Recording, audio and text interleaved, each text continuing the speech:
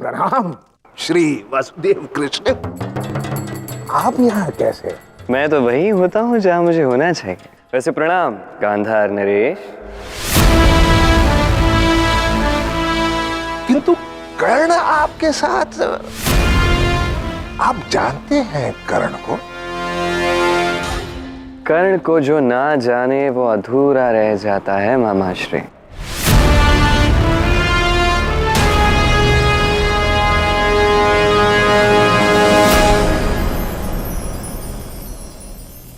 आपने हमारे मामा शकुनी को मामा श्री कहा। दुशासन श्री वासुदेव कृष्ण सही बोल रहे हैं। कुंती इनकी बुआ लगती है और पांडव इनके भाई। उस नाते से तुम भी तो इनके अनुज हुए। तुम मुझे मामा श्री कहकर बुला सकते हो, तो श्री वासुदेव कृष्ण मुझे मामा श्री कहकर क्यों नहीं बुला सकते? क्या बात है, सारे धागे बराबर जोड़ लेते हैं आप। अद्भुत। बस थोड़ी बहुत समझ है, किंतु आपसे कौन जीत सकता है श्री वासुदेव कृष्ण? कृष्ण से हार जीत का प्रश्न ही नहीं उठता मामाश्री, क्योंकि कृष्ण कभी लड़ता ही नहीं। लड़ते हैं मेरे बलराम दाव, जिन्हें इस समय दुर्योधन ने छेड़ दिया है।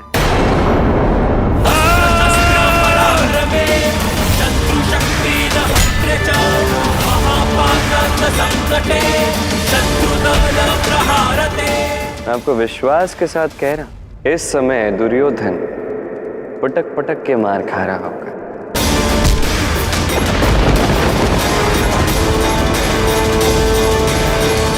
युवराज दुर्योधन भले ही विश्व के सबसे बड़े योद्धा हों, किंतु यदि उनके सामने बलराम हैं, तो उनसे जीतना तो असंभव है।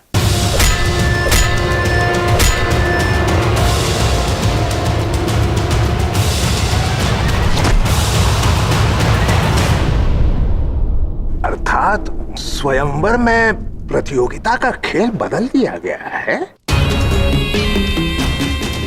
अब मल्लयुद्ध नहीं होगा। आपने कैसे जाना? मल्लयुद्ध का शक्तिशाली योद्धा यदि कोई है तो वो है बलराम। बलराम के बाद यदि कोई सर्वश्रेष्ठ योद्धा है तो वो है युवराज दुर्योधन। लगता है दुर्योधन ही जीतेगा द्रौपदी को। आपने ये नहीं कहा? स्वयंवर में प्रतियोगिता का खेल बदल दिया गया है, मल्लयुद्ध होगा ही नहीं। क्या बात है, क्या बात है। बड़ी दूर की सोच है आपकी, सटीक सोच है।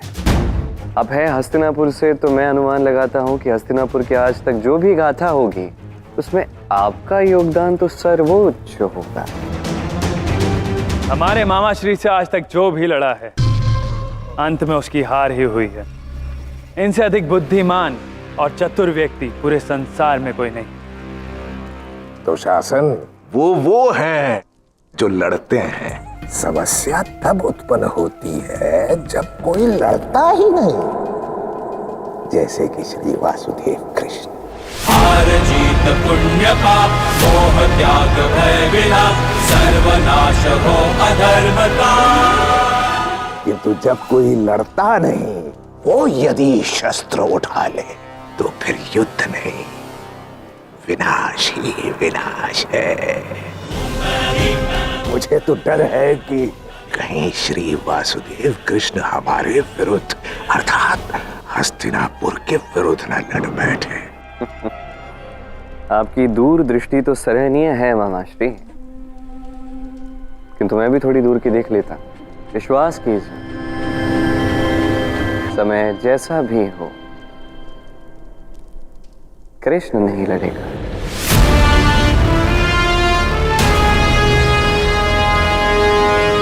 दुष्टुम, तुम गांधार नरेश शकुनी, कर्ण और राजकुमार दुशासन को अतिथि कक्ष में लेके जाओ, और मैं युवराज दुर्योधन से मिलकर उन्हें भी शीघ्र ही अतिथि कक्ष में लेकर आता हूं। जी पिताश्री, मुझे मेरे मित्र दुर्योधन से कुछ बात करनी है।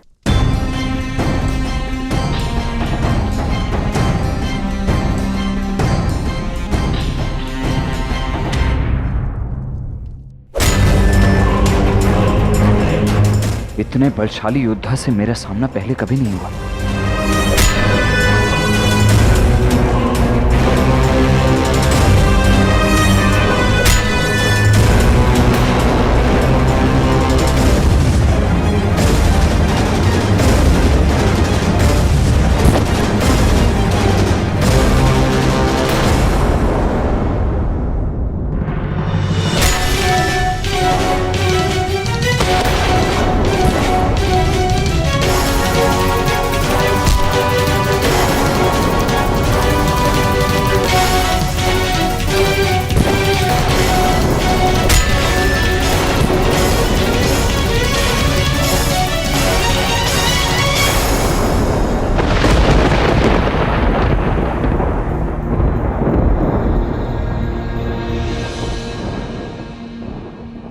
आनंद आ गया।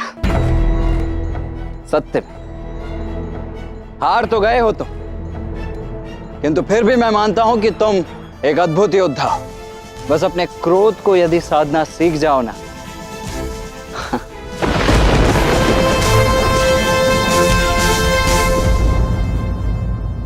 हट छोड़ो और उठ जाओ।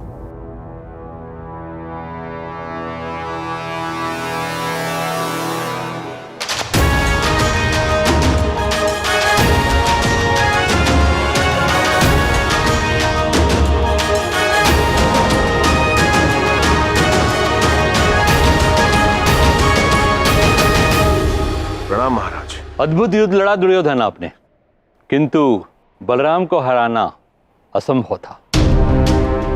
महाराज द्रुपद, ये एकमात्र ऐसा योद्धा है जिसने बलराम के हृदय को अपने बल से जीता है। हाँ, कौशल की थोड़ी सी कमी है, उसमें सुधार की आवश्यकता है, किंतु तुम चिंता मत करो दुर्योधन। मैं बलराम, मैं स्वयं तुम्हें वचन देता हूं कि मैं तुम्हें पूर्ण प्रशिक्षण दूंगा मल्ल युद्ध का। उसके पश्चात तुम स्वयं को सर्वशक्तिशाली अवश्य कह पाओगे।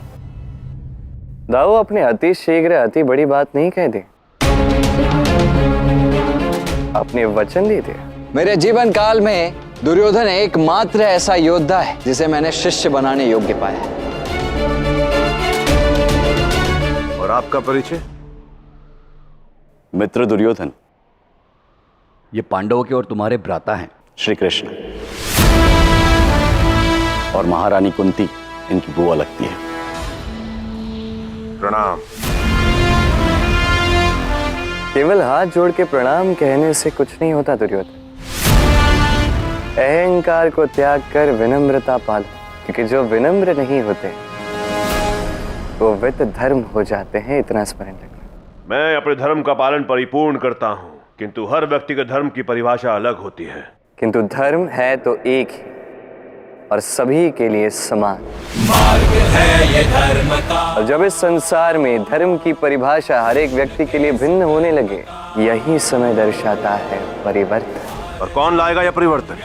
यही तो मैं भी देखना चाहता हूँ दुर्योधन। सर्वनाश हो अधर्म का। मित्र दुर्योधन, हमें पांचाल से लौट जाना चाहिए। हम जिस उद्देश्य से यहाँ पे आए थे वो पूर्ण नहीं होगा। हम यहाँ मल्ल युद्ध के लिए आए थे, अब यहाँ मल्ल युद्ध नहीं होगा। यदि मल्ल युद्ध नहीं होगा तो यहाँ स्वयंवर में प्रतियोगिता किस विद्या की होगी? धनुष बाण की।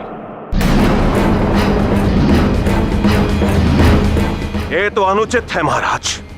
हमें तो जानकारी थी कि यहाँ मल्ल युद्ध किया जाएगा, और अब अचानक से प्रतियोगिता में परिवर्तन। कोई विशेष कारण? एक सच्चा वीर कभी भी प्रतियोगिता नहीं देखता, वो देखता है अवसर अपने शौर्य और पराक्रम का प्रदर्शन करने का।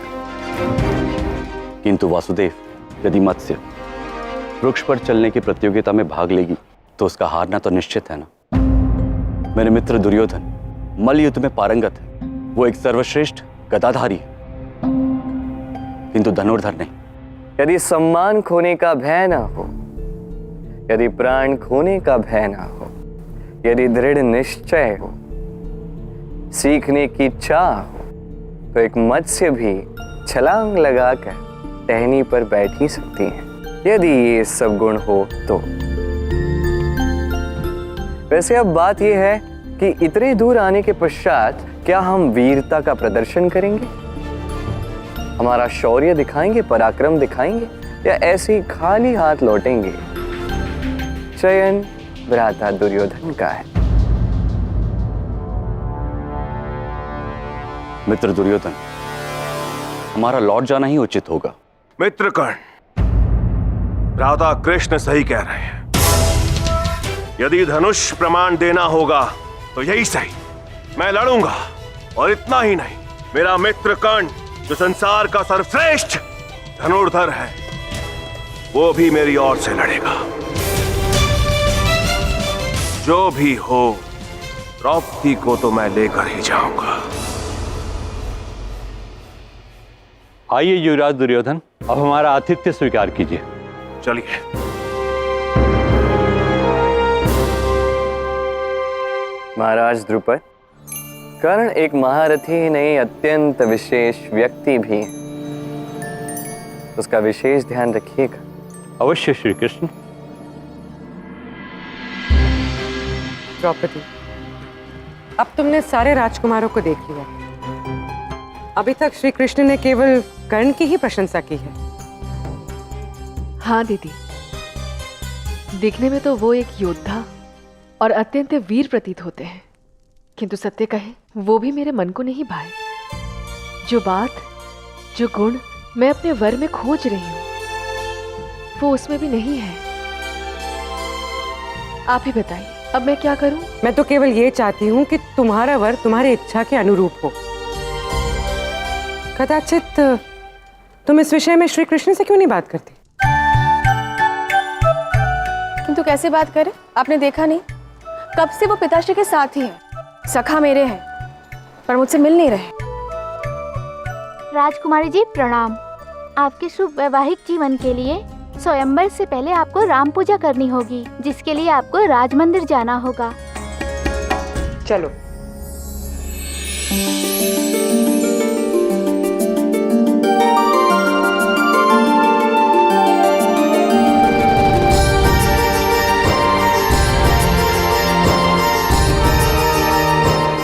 ज्येष्ठ, देखिए ना मंदिर की चोटी पर कैसी दिव्य चमक है। मुझे आज मंदिर जाने का मन कर रहा है। ऐसे लग रहा है दिव्य चमक मुझे अपनी ओर आकर्षित कर रही है। चले? नहीं अर्जुन, अभी बहुत विलंब हो गए, हमें घर जाना चाहिए। माता हमारी प्रतीक्षा कर रही होंगी। किंतु ज्येष्ठ, यदि हम भगवान राम के दर्शन करने जाएंगे तो माता बुरा नहीं मानेगी। पर भैया जाने दीजिए, हम घर चलते हैं। अर्जुन दर्शन करके लौट आएगा। तुम्हें स्मरण है माता ने हमें क्या सिखाया था, क्या आदेश दिया था?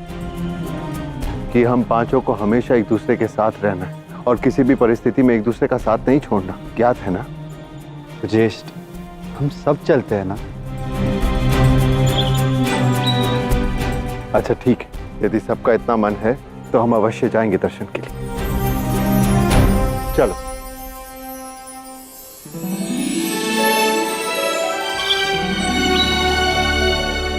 क्या देख रहे हो कान्हा? अब ये कौन सी नई लीला है? देख रहा हूँ प्रेम अपना प्रारब्ध स्वयं कैसे रचता है। जाने क्या कहता रहता है। वैसे दाऊ, आपने दुर्योधन को वचन दिया कि आप उसके गुरु बनोगे। जानता हूँ कान्हा, किंतु उसके मल्ल युद्ध के कौशल को देखकर मैं स्वयं को रोक ही नहीं पाया और वचन दे बैठा।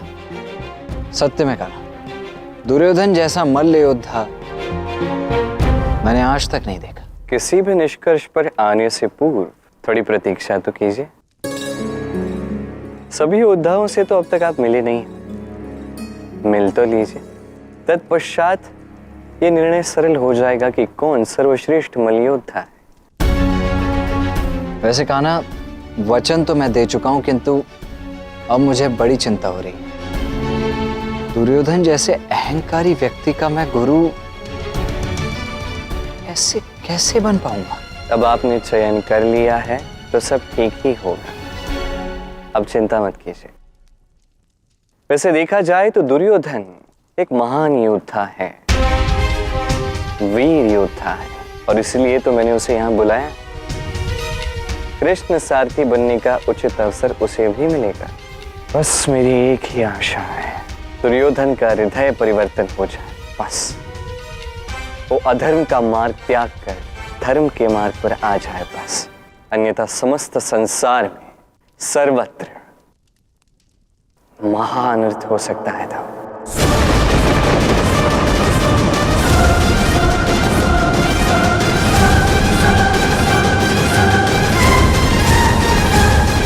अच्छा, अब ये सब छोड़ो कान्हा, चलो चलकर भोजन कर लेते हैं। वैसे भी दिन भर की कुश्ती के पश्चात अब मुझे इतनी भूख लगी है कि मैं बता नहीं सकता। ना मुझे भूख है, ना ही मुझे प्यास है। आप भोजन कर लें। अर्थात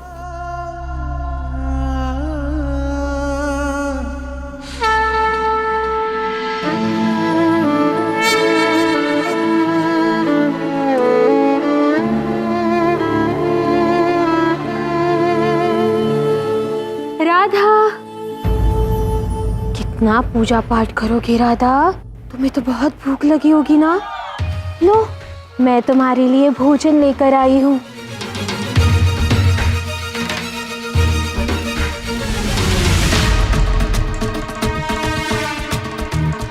धन्यवाद।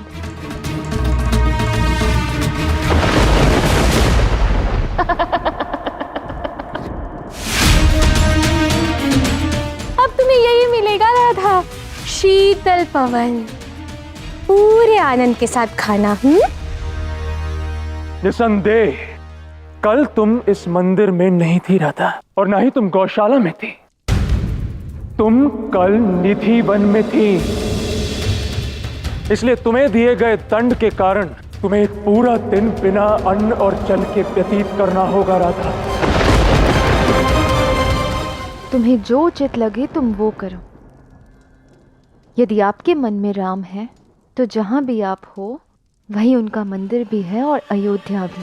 भूलो मत कि बरसाना का मुखिया मैं हूं।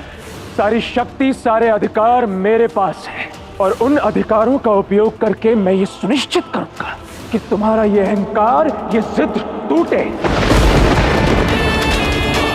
जब पेट में अन्न का एक दाना नहीं होगा तो कैसे स्मृतियां आएंगी उस कपटी कृष्ण की? कृष्ण की स्मृतियों से केवल पेट ही नहीं, आत्मा भी तृप्त हो जाती है। अच्छा, देख लेंगे।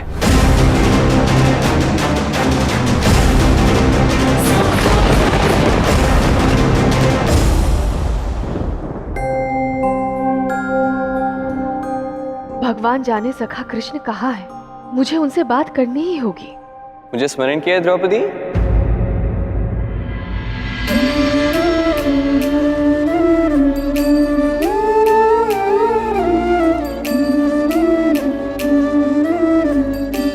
सखा, आप कब आए? बस अभी। सखा,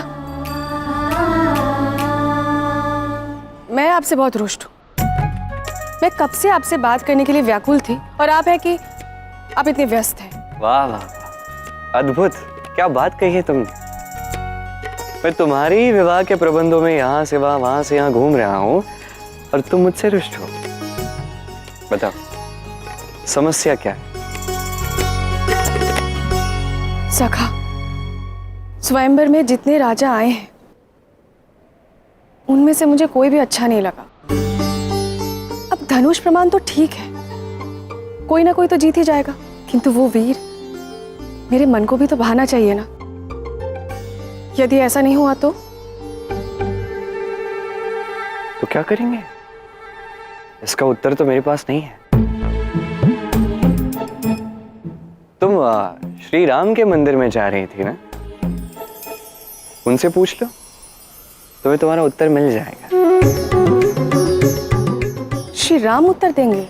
हाँ हाँ, 100% उत्तर देंगे। तुम मंदिर में जाओ तो सही, प्रश्न पूछो तो सही, उत्तर मिल जाएगा। पता नहीं आप इतने विश्वास के साथ कैसे कह सकते हैं। जो भी है, अब तो मैं शीघ्र मंदिर जाऊंगी। चलिए दीदी।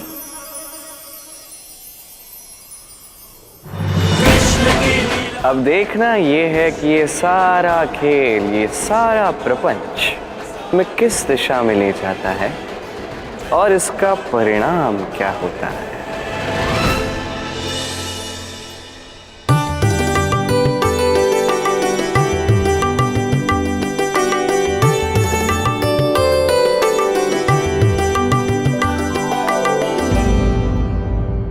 पुरोहित जी नहीं है, अब पूजा कैसे होगी? तुमने तो कहा था कि पूजा के सारे प्रबंध हो गए। पुरोहित जी अभी तो यहीं थे, पता नहीं अचानक कहाँ चले गए। शीघ्र जाओ और किसी पंडित को खोज लाओ।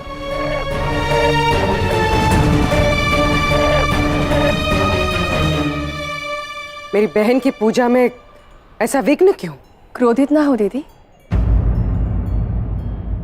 कभी कभी हम जिन्हें विघ्न समझते हैं असल में उसी में अपना हित छुपा होता है।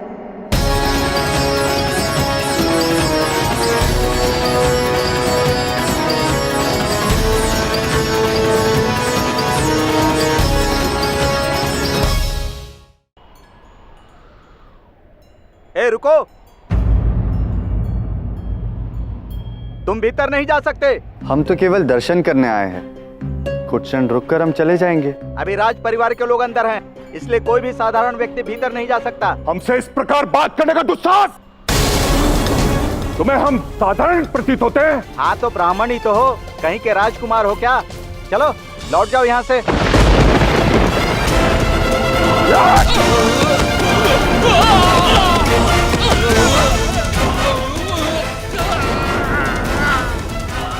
ये बाहर क्या हो रहा है? तुम यहीं रुको, मैं जाकर देखती हूँ।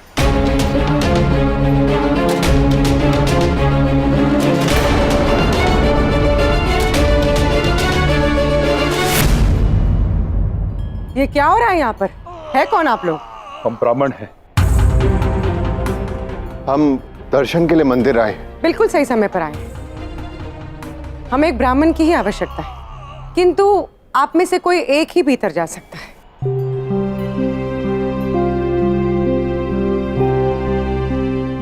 जाओ अनुज, दर्शन करने का सबसे अधिक मन तुम्हारा ही था ना, जाओ। जी ज्येष्ठ। न जाने क्यों आज एक विचित्र सा आकर्षण मुझे इस मंदिर की ओर आकर्षित कर रहा है।